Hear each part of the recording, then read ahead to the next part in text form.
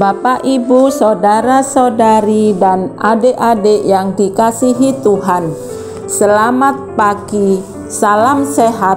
Apapun keadaan kita, jangan lupa untuk bahagia dan bersyukur atas hari baru yang Tuhan anugerahkan bagi kita semua untuk kita jalani. Hari ini Jumat 21 Januari 2022, hari keempat Pekan Doa Sedunia. Gereja memperingati Santa Agnes Perawan dan Martir.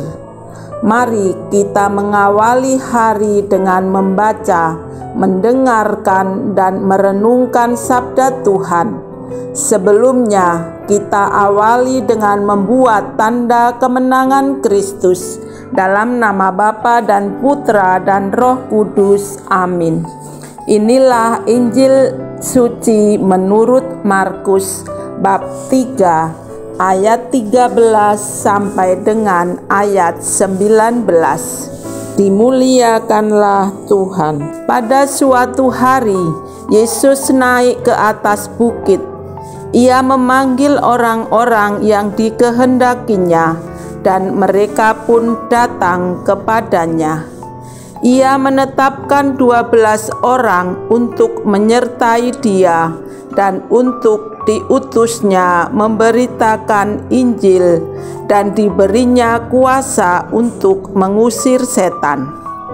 Ke-12 orang yang ditetapkannya itu ialah Simon yang diberinya nama Petrus, Yakobus anak Zebedius, dan Yohanes saudara Yakobus, yang keduanya diberinya nama Boanerges, yang berarti anak-anak guru.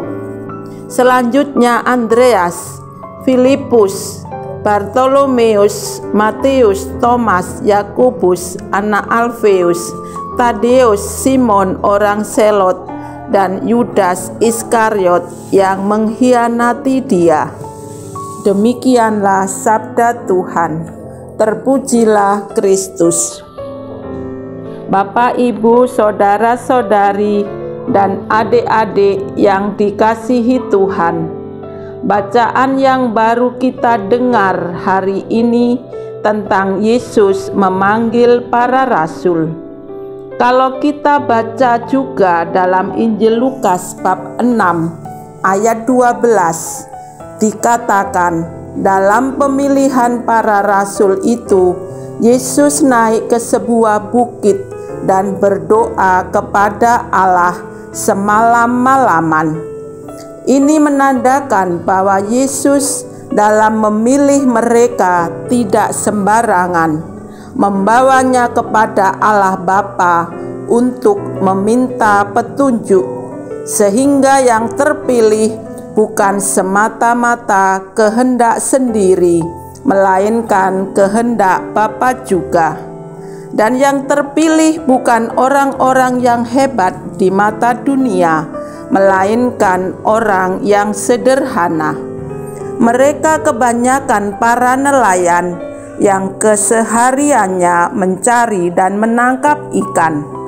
Nampak jelas cara Tuhan memanggil dan memilih seseorang, bukan dilihat dari fisik, melainkan kedalaman hati dan kesediaan diri untuk menjadi pengikut Yesus dan dijadikan alatnya. Bukan pertama-tama apa yang dilihat mata. Lalu bagaimana dengan kita yang sudah dipanggil dan dipilih? Apakah kita juga bersedia untuk menjadi alatnya? Jangan katakan saya masih muda dan tidak bisa apa-apa. Kalau kita bersedia, Tuhan akan membekali dan melengkapi kita dengan caranya. Yang penting, nama Tuhan dimuliakan dan kehendaknya dilaksanakan. Marilah berdoa. Tuhan, terima kasih atas rahmat panggilan dan kesetiaan-Mu mendampingi kami. Buatlah kami mampu bekerja sama dengan rahmat-Mu, agar kami selalu melaksanakan kehendak-Mu sekarang dan selama-lamanya. Amin. Dalam nama Bapa dan Putra dan Roh Kudus. Amin.